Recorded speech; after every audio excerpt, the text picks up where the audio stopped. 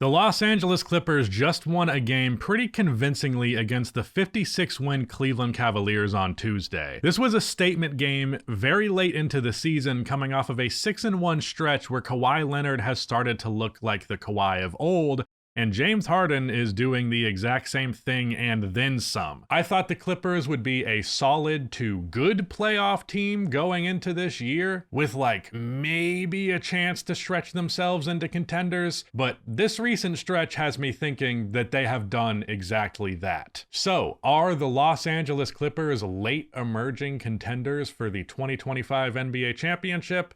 Let's talk about it. Hello everybody, welcome to Rusty Bucket. Subscribe to the channel and drop a like, and check us out over on Spotify and Apple Podcasts if you would like to enjoy this as an audio-only experience. Also, go check out the third channel, Little Rusty Buckets. If you have not already, we are doing small little topics over there. I'm more free and loose if you want to see a more raw, uncut, authentic version of me.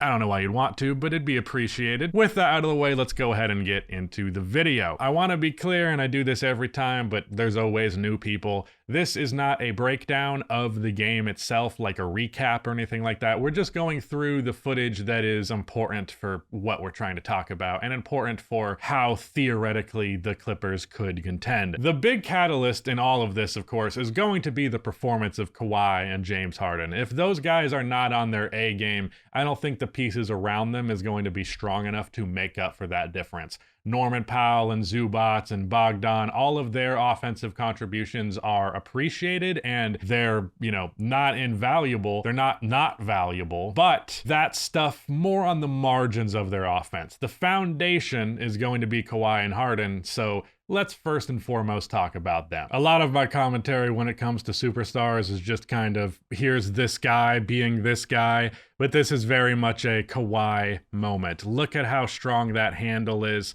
It's something about him that I think goes super underappreciated, gets the space right there, and it just rolls in. Very easy stuff for him. Again, we have Kawhi doing some Kawhi shit here. Look at this rainbow on a fadeaway over Dean Wade. Great defense, does not matter. Here we have Ty Jerome being caught ball watching on Harden, and Kawhi slips to the corner. Harden finds him for the catch and shoot. To me, it looked like Kawhi in this recent stretch has been getting to his spots without fail. He is pretty much entirely predicated around the ability to get to his spots and then have that automatic mid-range shot to rely on.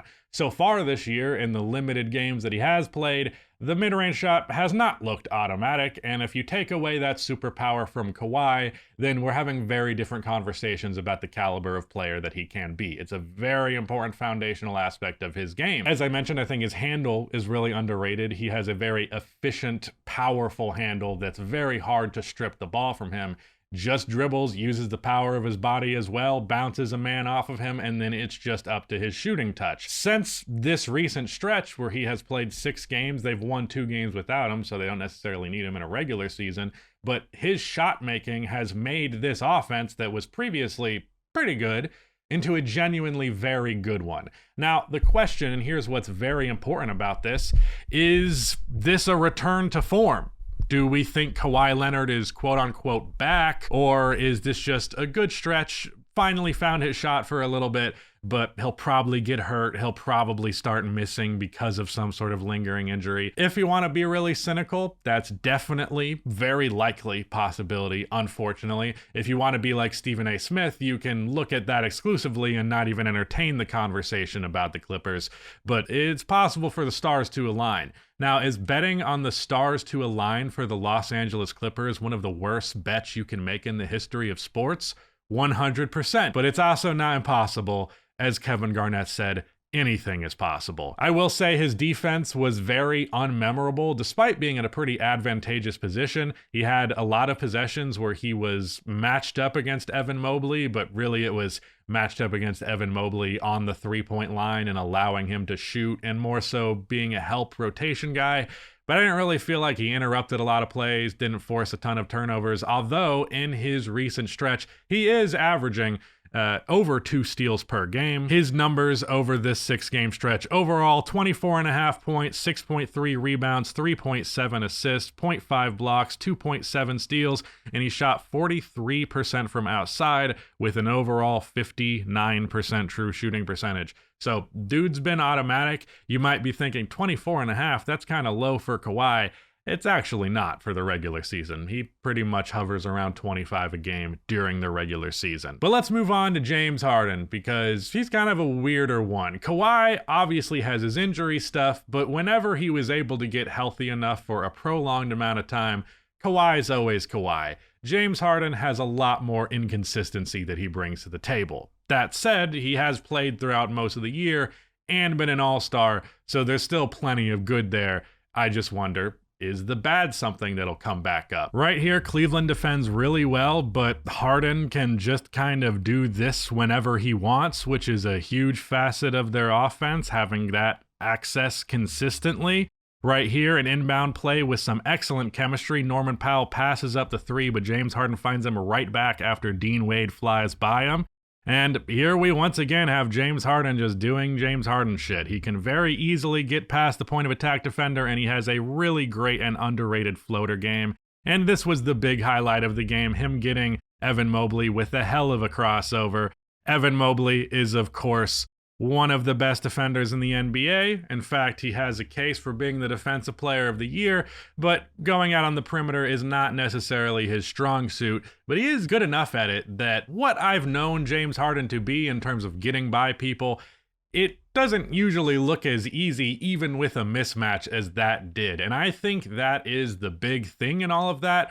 To me, in this game, and I watched another game from this stretch, James Harden's first step looks good. His ability to get by his defender looks good, and of course, that is the foundation of his game. Over this stretch, he is taking over 10 free throw attempts per game, and obviously, that is good offense. You know, over here at Rusty Buckets Co., we approve drawing fouls at a high volume. Obviously, he sometimes does it in a very annoying way that is not fun to watch, but in large part, no one can stay in front of him, so he gets a head of steam going to the basket, and he's so strong and big for his position that unless you're a really big body, your only real hope is to foul the guy. Over this 8-game stretch where the Clippers again are 7-1, James Harden is averaging 29 points, 6.3 rebounds, 9.3 assists, just over 2 stocks, also nearly 40% from 3 like Kawhi, with a 64% true shooting percentage. He also has the most 3-pointers in the NBA over this stretch.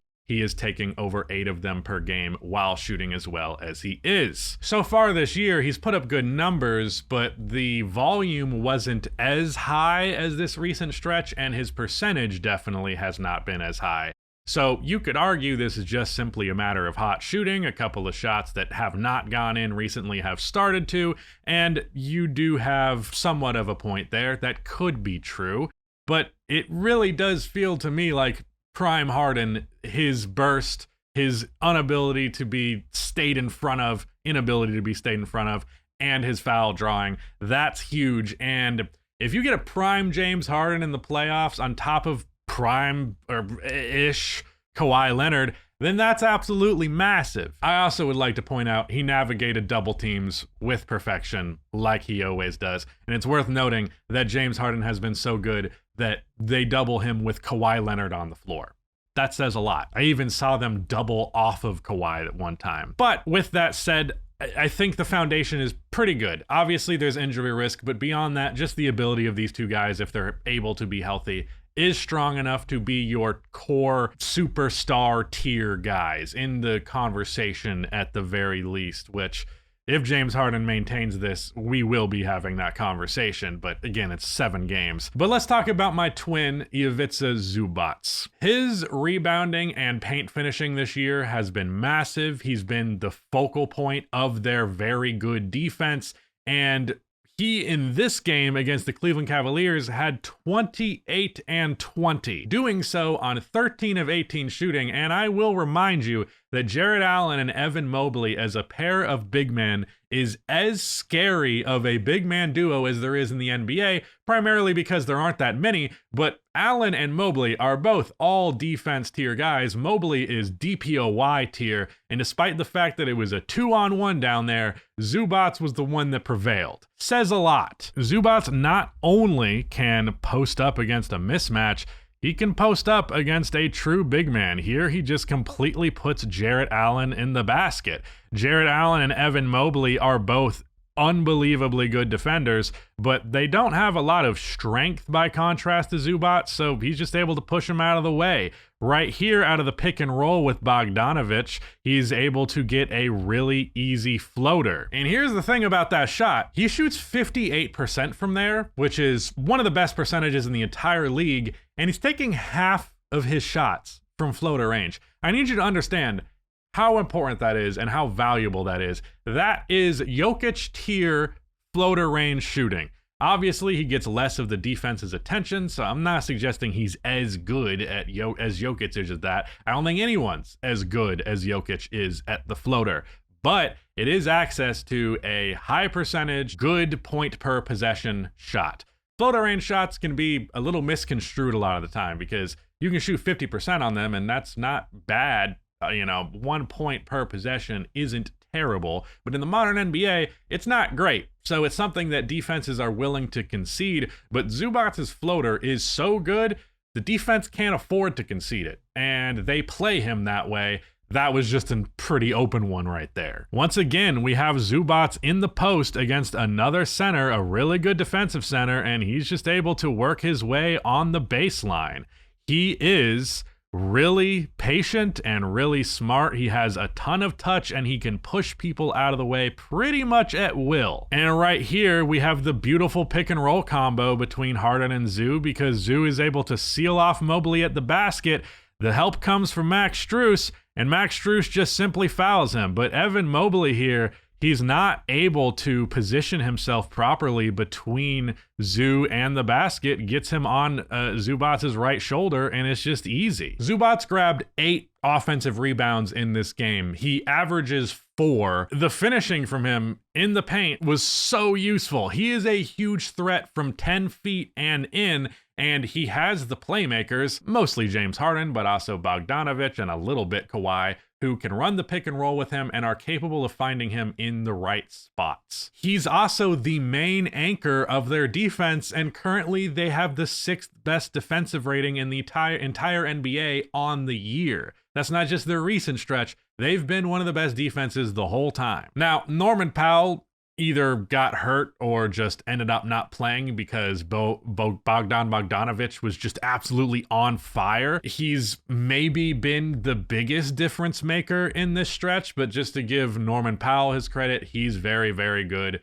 and he will have a huge impact on this team. I also think he is far more deadly and scary as a third option on the Clippers rather than the second. Bogey, in this 8-game stretch, he is averaging 14 points per game, 5 rebounds, and 3.3 assists on 60, 55, 100 splits, taking 5 3-pointers per game. This guy is LA's 5th best scorer. Do you understand me? Their 5th best scorer is a 14-point per game guy.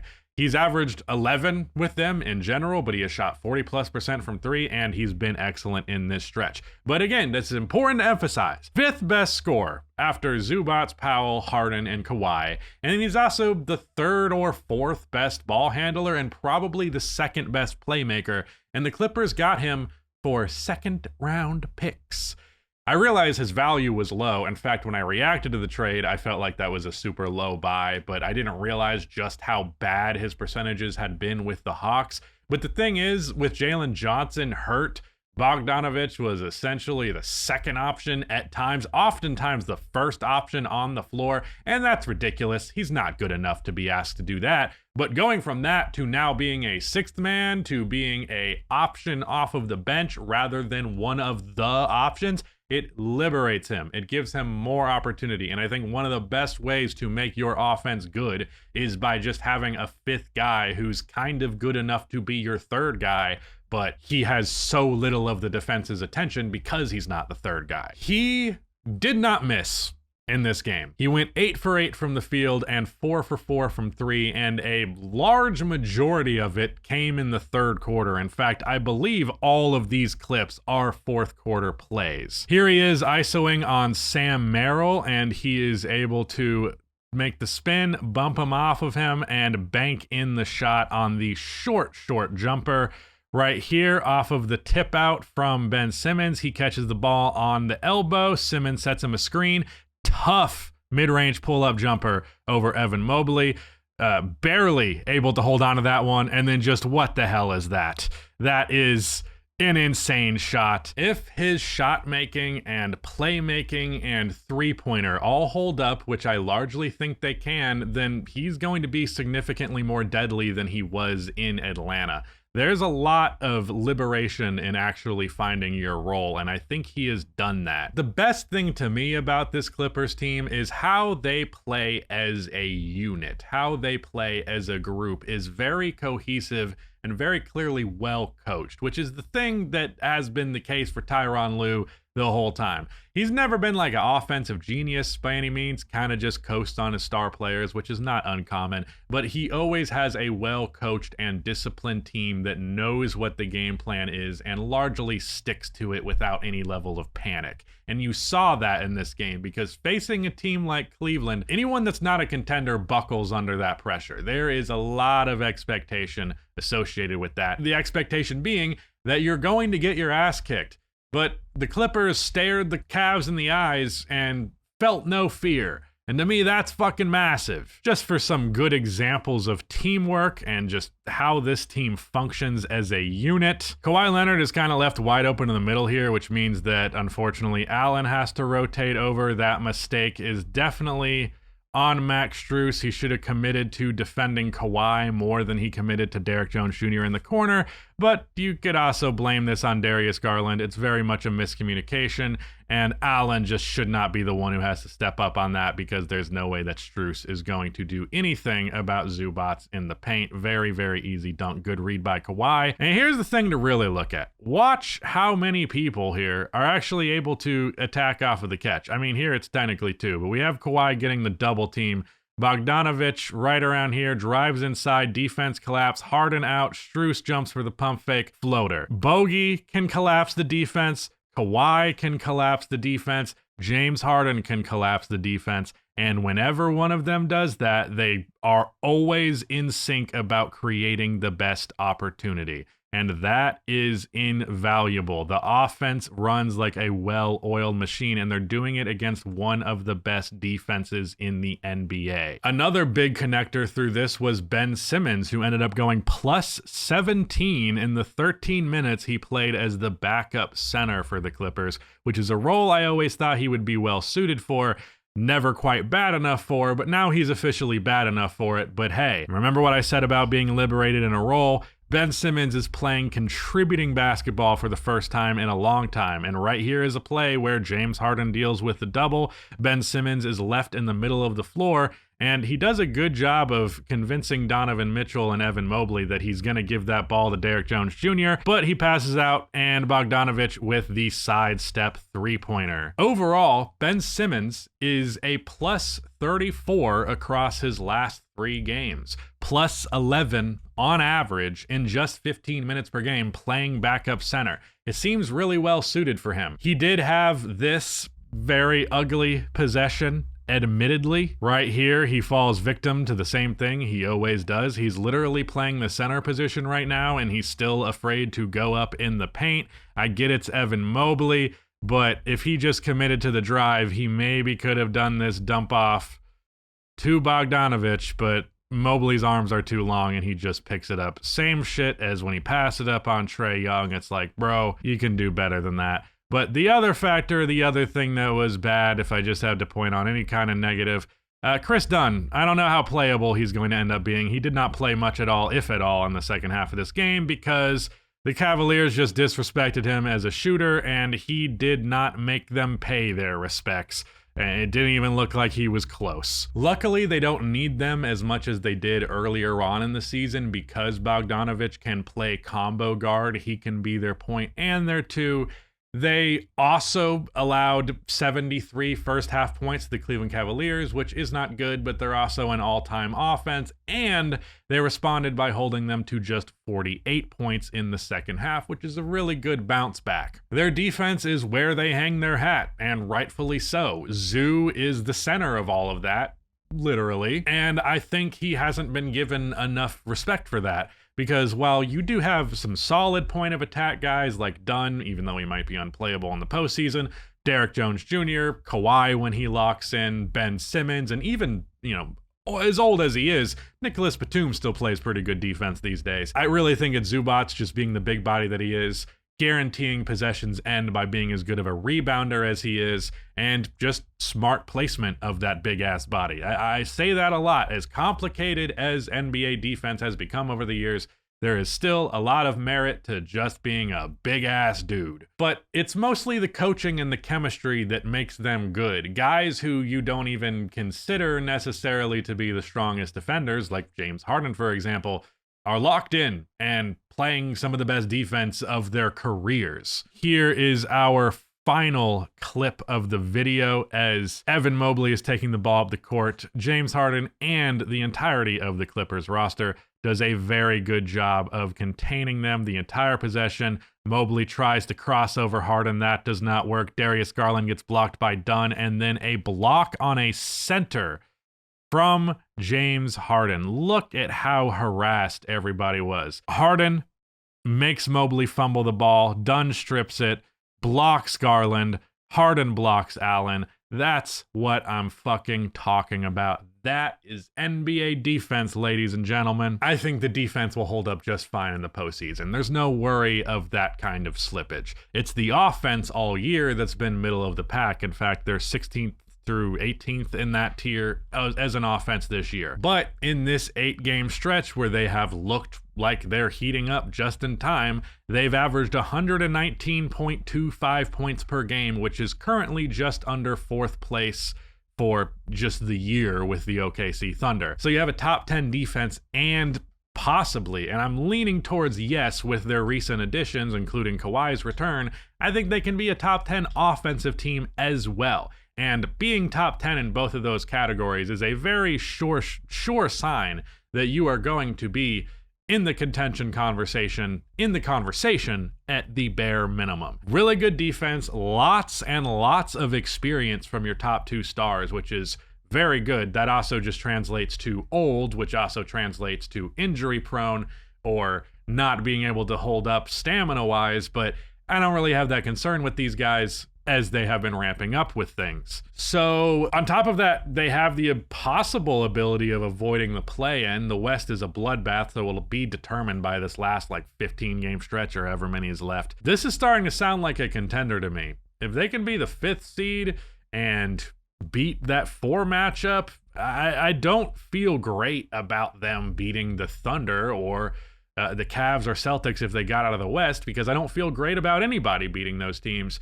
But I do think if there is a team that will break that barrier, they're in the conversation for being that team. And I also think that team is in the Western Conference. I don't really believe in the Bucks and the Knicks personally, and there's no one else to believe in out in the East. So I think it's going to be a Western Conference team. And for me, for the 4th place team in the list of most likely to win a championship this year, I'm kind of at a 3-way tie at this point with the Lakers, Warriors, and Clippers. I need to see more from the Clippers to outright clarify or outright state that I think they're above them. The Lakers could fall off with LeBron's injury throwing things off. The Warriors lost a game to a Jokic-less Denver Nuggets team, so that's super concerning. But it's too small of a sample size for me to just flip on those teams. So I think they deserve a seat at the table for the 4th contender conversation, for the dark horse NBA team conversation. But I'm not going to say outright that they have crossed that mark off of an 8-9 game sample size, but I had felt that there was maybe a sleeping contender in here the whole time. When Kawhi returned and didn't look very good, I thought maybe I should just give up on that entirely. But this stretch has me starting to believe in the Clippers a little bit again, which historically means disappointment. But hey, I'm not going to sit here and pretend like I'm not human and I can't watch this Clippers team and see a lot of excellent basketball. So shout out to the Clippers. Even if they do not win a championship or even go super far into the playoffs, I think there's a good chance at the bare minimum they give us an impressive performance. They might get a matchup that just means they're gonna lose in the second round, or even worst case, depending on their playoff seeding, a matchup that means they'll lose in the first round. But I just don't think they're gonna go out sad. And I think there might be enough for them to justify running this back one more year and seeing what they can do, which might be to their detriment. But at the same time, they don't have so many of their future first-round picks that it might very well not be to their detriment. Either way, cool stuff. If you're a Clippers fan, I would understand if you started to buy the hype. But also remember that you're a Clippers fan. Remember what this franchise has done to you over the years. Remember what their history looks like. Do not forget John Y. Brown Jr. But that is it. Shout out to Nick for editing this video, and goodbye.